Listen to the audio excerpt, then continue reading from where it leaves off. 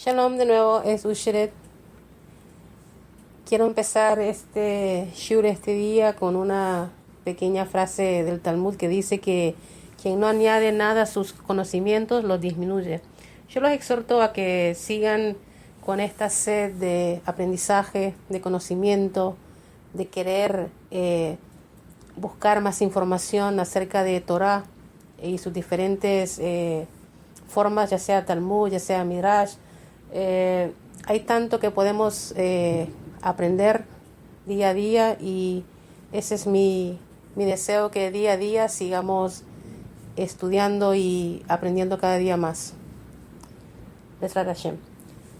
Continúo hoy con lo que es historia judía, número 5, con una idea bastante general de lo que fue el personaje de Yosef. Yosef demuestra un patrón clásico. El judío llega empobrecido, trabaja duro y asciende a la cima. Si Jacob se hubiese casado con Rachel, así como él deseaba en un principio, en lugar de ser engañado para que se casase con Lea, quizás Joseph hubiera sido primogénito. Pero a pesar de que Joseph fue el 11º hijo de Jacob, es él quien domina la narrativa de entre los 12 hermanos en su historia. Vemos un gran número de patrones históricos. Para empezar, Joseph tiene una posición clave en la familia como resultado de ser el más esperado de los hijos de Jacob. Su padre parecía demostrar una considerable cantidad de favoritismo y le compró un abrigo especial, lo cual generó celo entre sus hermanos. Sin embargo, sería erróneo ver su comportamiento de manera simplista, como si fuera una típica familia disfuncional. Porque pese a que es cierto que esas grandes personas también cometen errores, dado que están en un nivel espiritual increíblemente alto, debemos mirar de una forma más profunda qué es lo que realmente estaba pasando. Joseph comienza a tener sueños y también los comienza a interpretar.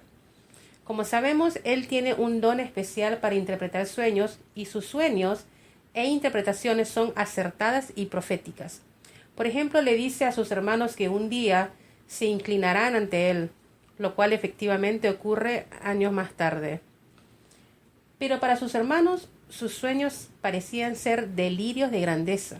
Y como ellos saben que son la familia de la cual saldrá una nación que tendrá como misión cambiar el mundo, probablemente pensaron que Joseph estaba poniendo en peligro el futuro de la humanidad. Ellos bien conocían la historia familiar. En cada generación hubo una oveja negra, primero Ismael, después Esab, por lo que es posible que hayan concluido que Joseph era el malvado de su generación. Contemplaron la opción de matarlo, pero finalmente terminaron vendiéndolo como esclavo. Le quitaron su fino abrigo, lo mancharon con sangre de cabra y se lo llevaron a Jacob, haciendo parecer como que Joseph había sido asesinado por un animal salvaje. Mientras tanto, Joseph fue llevado por una caravana de ismaelitas a Egipto, donde se convirtió en el esclavo de un hombre de la realeza llamado Potifar. Antes de proseguir, es importante analizar cómo era Egipto en aquella época histórica. Habiendo sido Egipto la segunda gran civilización de la historia, la primera fue la civilización de Mesopotamia, que describimos anteriormente. Geográficamente, Egipto en su mayoría era desierto, excepto por el río Nilo. El Nilo es el río más largo del mundo y si no fluyera por Egipto, el país sería una pura arena. En la antigüedad, solo el 3% de Egipto era tierra habitable y arable. Un desierto enorme es una gran barrera de defensa natural, lo cual hacía que Egipto estuviese totalmente desolado y que fuese virtualmente imposible de invadir. Los hicsos que lo invadieron una vez, luego los asirios y finalmente Alejandro Magno, pero estas son las únicas 3 veces en 3000 años. Egipto fue la civilización humana que más persistió en la historia y sufrió muy pocos cambios en sus 3 milenios de existencia. Pensad un poco qué cambió Egipto en 3000 años y en lo mucho que el mundo moderno ha cambiado en unos pocos cientos años. Es sorprendente lo estable que fue esta sociedad y en gran medida se debió a su geografía. A pesar de que no tenemos datos exactos del comienzo de la civilización egipcia, se cree que ésta empezó en el periodo de la Edad de Bronce temprana, hace más de 3000 años. Fue una cultura muy sofisticada considerando las hazañas de ingeniería que representan las pirámides.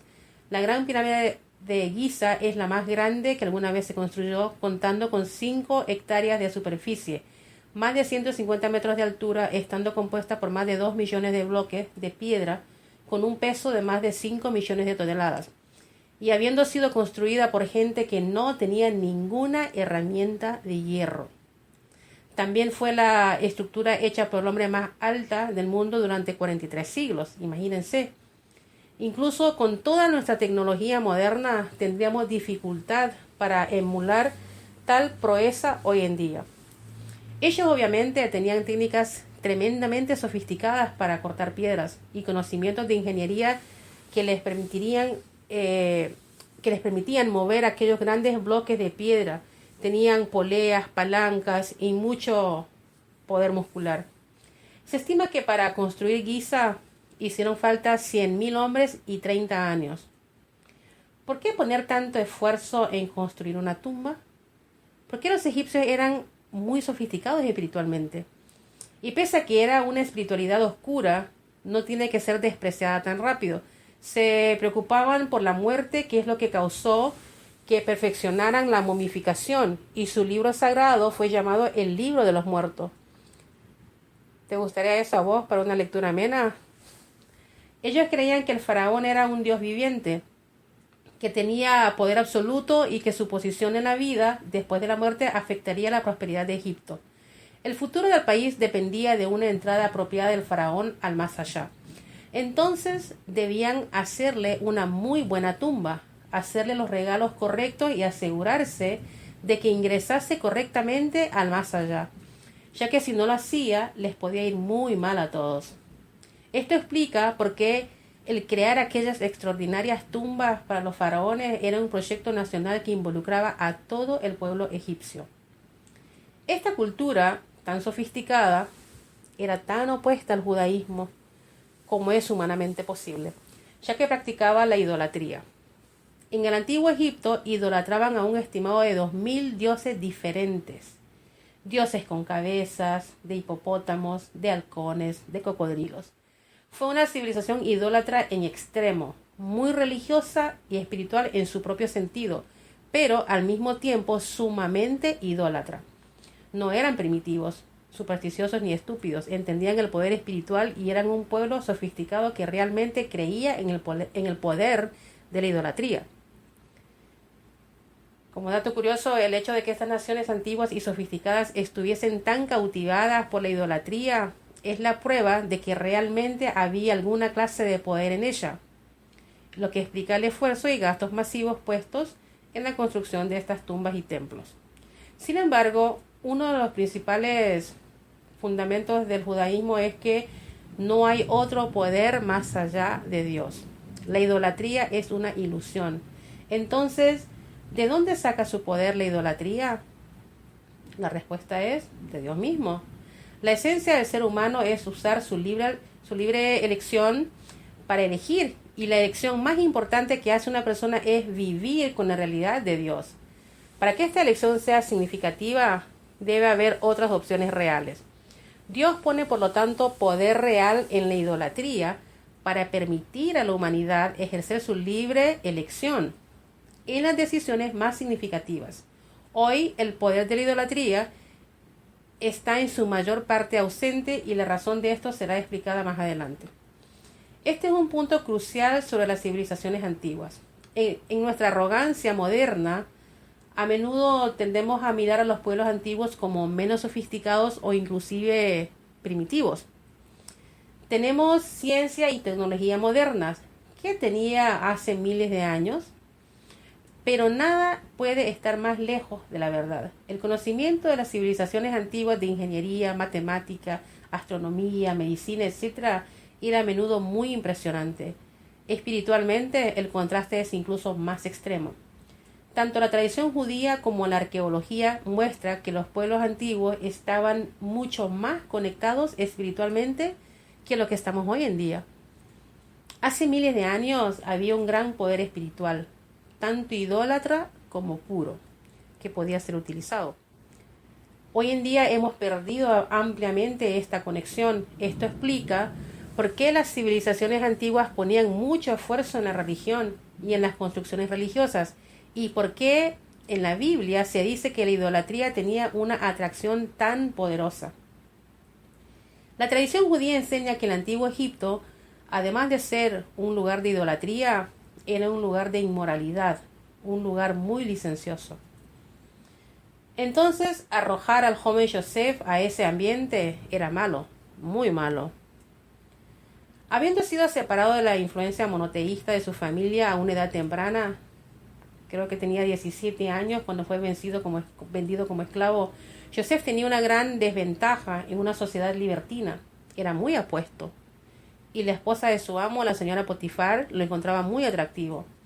Además de eso, Joseph tenía muchas virtudes. Era un chico muy inteligente y trabajador, y se elevó desde su posición de simple esclavo adolescente a ser la cabeza del hogar de Potifar. Este es el clásico patrón histórico de los judíos en la diáspora, que será repetido una y otra vez por miles de años. Llegar pobre a una tierra extranjera, hacerle frente a una mala situación, trabajar duro y rápidamente elevarse a la cima. Ahora, la esposa de Potifar no estaba tan contenta de que Joseph rechazase sus propuestas. Eventualmente, ella buscó un momento en el que todos estuviesen fuera de casa asistiendo a una celebración nacional y trató de arrancarle sus ropas, pero él logró escapar.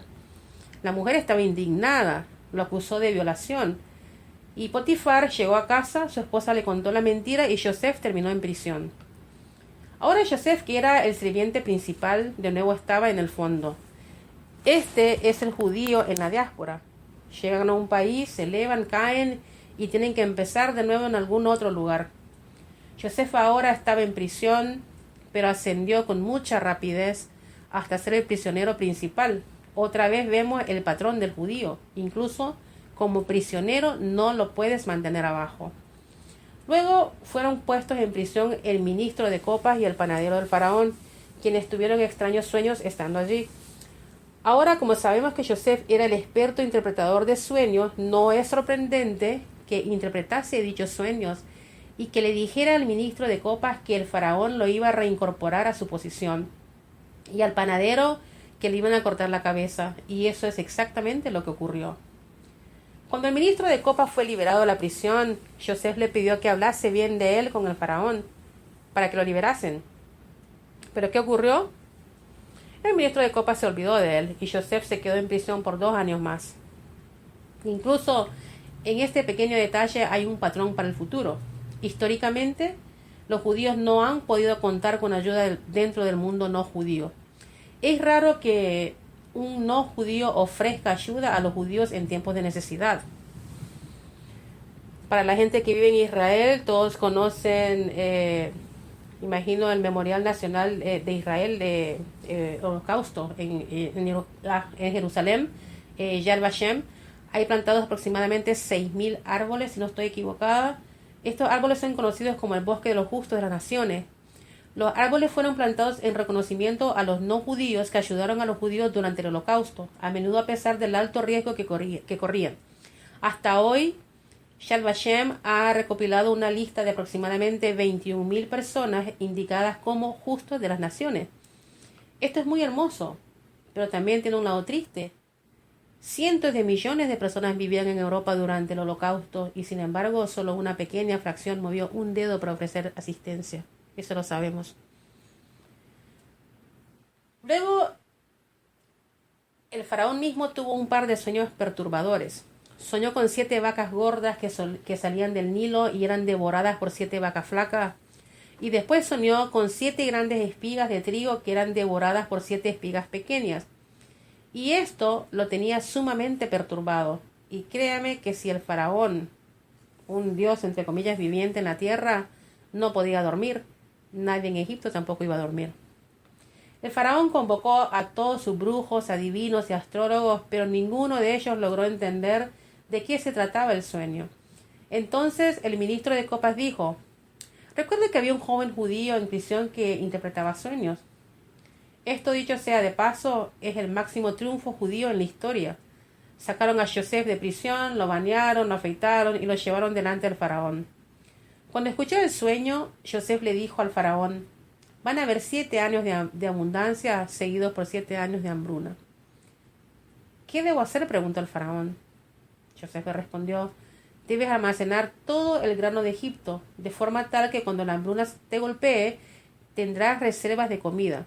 Joseph delineó todo un plan de preparación para la escasez, y el faraón le dijo: como vos fuiste quien lo pensó, vos serás quien lo lleve a cabo. Y así como Joseph se convirtió en virrey, lo cual significa en la práctica que Joseph era el hombre más poderoso en términos de infraestructura de todo Egipto, que a su vez era el imperio más poderoso de la época. ¿Qué te parece ese ascenso de prisionero a virrey? ¡Wow! Se casó con Osnat, la hija de Potifar. Aquí también vemos patrones importantes para el futuro. A lo largo de la historia, cuando el pueblo judío se eleva, esa elevación puede ser dramática. Y dentro de esta idea vemos otro patrón. La situación en la que el pueblo judío se puede encontrar para bien o para mal puede cambiar de un momento a otro.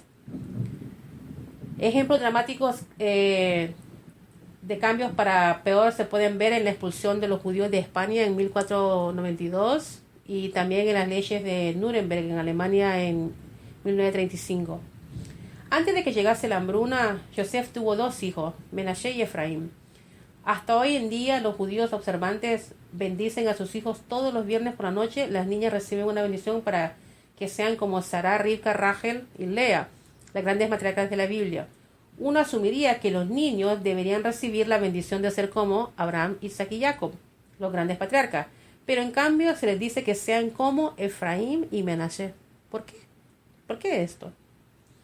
Primero, porque a diferencia de los hermanos previos en la Biblia, Caín y Abel, Ismael e Isaac, Jacob e Esau, e incluso Joseph y sus hermanos, ellos se amaban el uno al otro y no habían celos entre ellos. Los celos de los hermanos de Joseph casi le causan la muerte.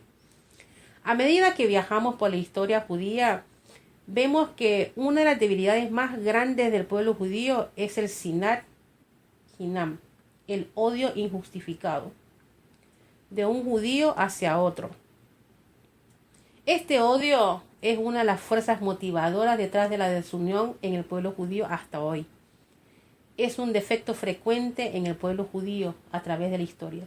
Su fuente primaria está arraigada en la rivalidad y celos que constantemente asedían al pueblo judío. Efraín y Menashe son el modelo de amor incondicional esencial para la unidad judía y el éxito del pueblo judío.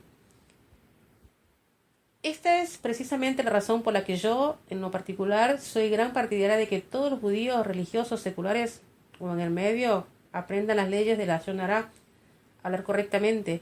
La pluma es más poderosa que la espada y el daño que causa la calumnia es incalculable. El hablar apropiadamente no es solo para los judíos, es la base de toda sociedad civil.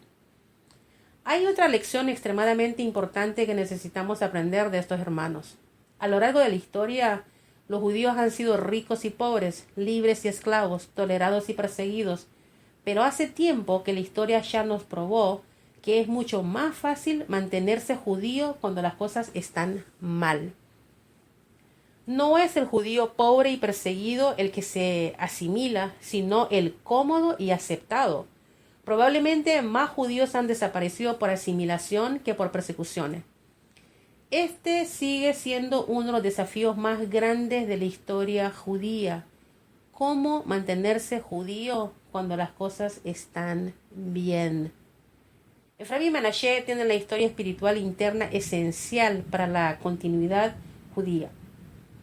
Estos chicos crecieron como hijos del virrey, por lo que fácilmente se podrían haber asimilado y haber sido niños consentidos egipcios.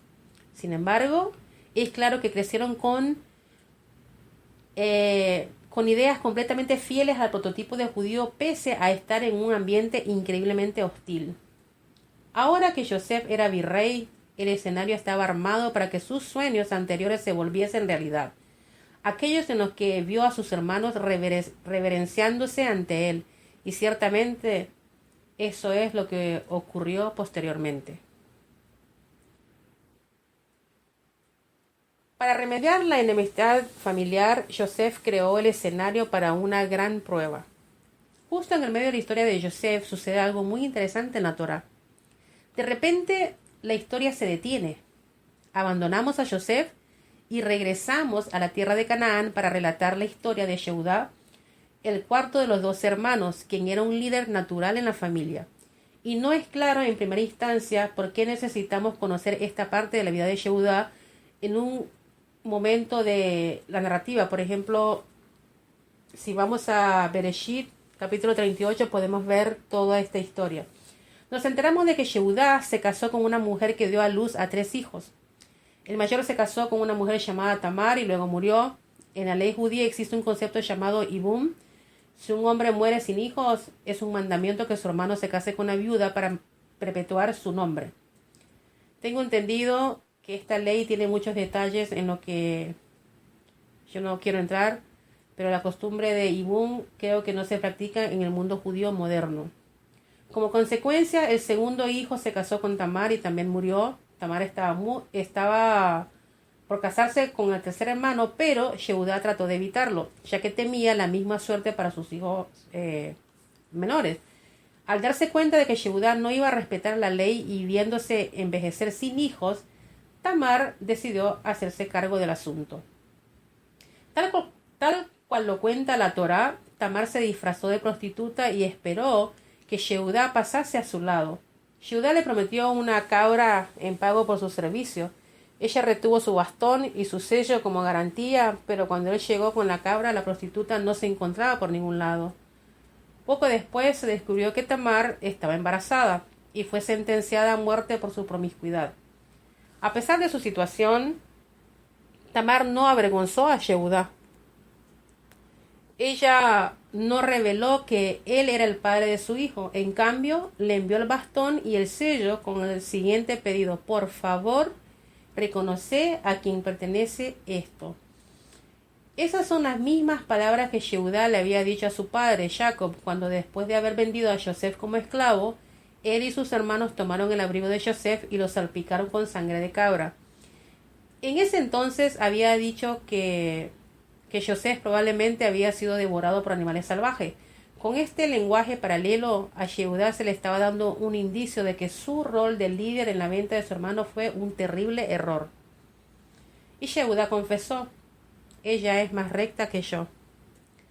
Con su confesión de culpa, Yehudá se convirtió en la primera persona en la Torá en aceptar la responsabilidad voluntariamente, transformándose así en el ejemplo máximo del arrepentimiento sincero y absoluto. En este aspecto es el modelo de líder judío, y el manto de la realeza pertenecerá por siempre a la tribu de Yehudá. Sus descendientes, que vienen de la relación con Tamar, serían el rey David y el rey Salomón, como también el Mesías, que vendrá al final de los días. A pesar de que la historia de Yehudá y Tamar es atípica, el hecho que sea mencionada ilustra otro aspecto único de la Torá. En general hay muy poco registrado sobre este periodo de tiempo, y lo poco que sí se ha encontrado está muy lejos de lo que llamaríamos historia objetiva. Un buen ejemplo es el registro de los reyes de la Mesopotamia. De acuerdo a estos registros, la genealogía de estos reyes llega hasta los dioses, y los reyes mismos son generalmente descritos como legisladores perfectos. Por otro lado, la Torá es única por su objetividad y por su trato hipercrítico tanto respecto al pueblo judío como a sus líderes. Como el propósito de la Torá es educar, nada es pasado por alto o encubierto. No hay cosas bajo la alfombra. Todos son ubicados en primera fila para que los vean. El escritor judío inglés Israel Samuel lo expresó hermosamente. La Torá es un libro antisemita. Israel es el villano y no el héroe de su propia historia. Única entre las epopeyas, está ahí para buscar la verdad y no para enaltecer grandes héroes. La escena ahora estaba lista para el arrepentimiento de los hermanos y su reunión con Yosef. Mientras tanto, había llegado la hambruna, y no afectó solo a Egipto, sino que también a todo el antiguo Medio Oriente. Pero Egipto, gracias a la previsión de Yosef, era el único lugar que tenía granos almacenados. Jacob envió a Egipto a los hermanos de Yosef en busca de provisiones, conservando solo a uno de sus hijos con él. Ignorando que Yosef seguía vivo, Jacob tenía miedo por la seguridad de Benjamín, quien era hermano de Joseph también por el lado materno y único hijo sobreviviente de Rachel, la esposa favorita de Jacob.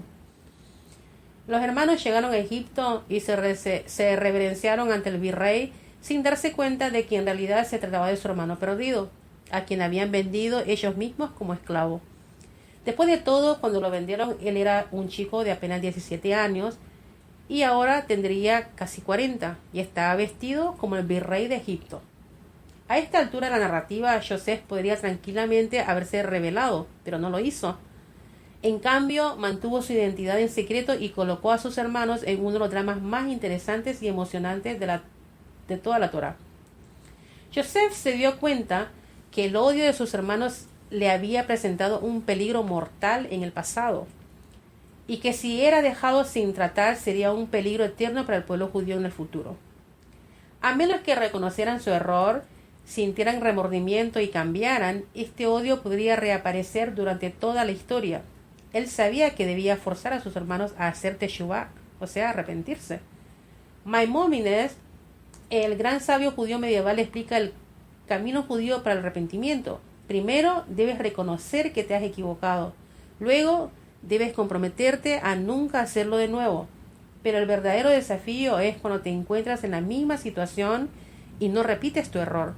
Solo ahí habrás probado que cambiaste en realidad. Eso es exactamente lo que sus hermanos debían hacer, y Joseph se dio cuenta que tenía una gran oportunidad para poner a sus hermanos en la misma situación, cosa de lograr que tomasen responsabilidad por sus errores pasados y erradicasen el daño que causaron por sus celos fraternales. Entonces, primero los acusó de ser espías. Ellos insistieron que no lo eran, argumentando que tan solo eran un grupo de hermanos de la misma familia y que en su casa estaban su padre y otro hermano. Si esto es verdad, dijo Joseph, deberían volver y traer con ustedes al otro hermano. Ahora los hermanos estaban empezando a entender que todo esto les había ocurrido por lo que le hicieron a Joseph. Ahora tenían que traer a Benjamín, y bien sabían que si algo le ocurría a él, eso mataría a su padre. Pero Joseph insistió y los hizo volver para que trajesen a Benjamín.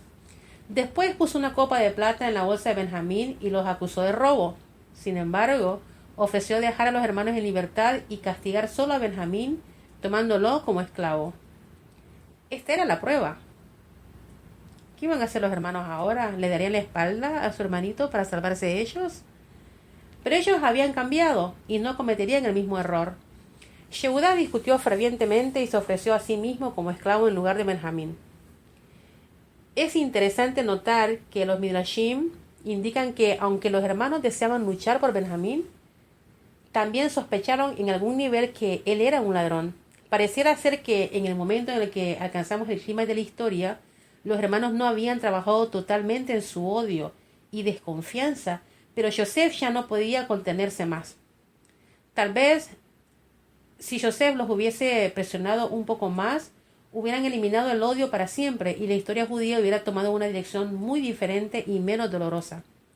Si tienen alguna duda, pueden revisar en Midrash Rabbah Miketz 92:8 sobre esta porción de la narrativa. Y con esto Joseph comenzó a llorar y por fin reveló su verdadera identidad. Soy Joseph. Mi padre sigue vivo. Este es uno de los grandes momentos en la Torá, cuando los hermanos miraron conmocionados a su hermano perdido, quien se había convertido en virrey de Egipto. Cuando se desvaneció la conmoción, probablemente lo primero que se les pasó por la cabeza a los hermanos de Joseph fue: estamos muertos. Pero Joseph no tenía intenciones de venganza e hizo una afirmación que es claramente una de las más importantes para entender la historia judía. Les dijo: y ahora no se entristezcan ni sea motivo de enojo entre ustedes el hecho de que me vendieron, pues para sustentarlos me envió Hashem delante de ustedes, pues han sido 2 años de hambruna en la tierra y todavía faltan 5 años en los que no habrá arado ni ciega. Y Dios me ha enviado delante de ustedes para proporcionarles supervivencia en la tierra y sustentarlos para que haya gran salvación. Y ahora no han sido ustedes quienes me enviaron aquí, sino Dios. Él me ha puesto como padre del faraón y como señor de toda su casa y gobernante en toda la tierra de Egipto. Eso está en Bereshit 45 del 5 al 8. Uno de los dichos más grandiosos de los rabinos que explica la historia judía es la idea de que Dios envía el remedio antes que la enfermedad. Si gustan pueden ver en el Talmud Megillah 13b. En el comienzo de esta serie discutimos la idea de la historia como un proceso controlado que conduce a un destino. Nuestras decisiones hacen una diferencia, pero se nos promete que alcanzaremos nuestro destino final. Por eso, más allá del camino que tomemos, Dios siempre asegurará que sus objetivos sean cumplidos. Pondrá las piezas en su lugar. Ahora, mientras se desarrollan los eventos, nos vemos dónde y cómo encajan las piezas, pero cuando termine todo, veremos que todo tenía una razón de ser. Yosef, que era una persona muy inteligente y que poseía una tremenda emuná en Hashem, se dio cuenta de que todo lo que había atravesado en los últimos 22 años, como su encarcelamiento y su ascenso a virrey, todo era parte de un plan divino.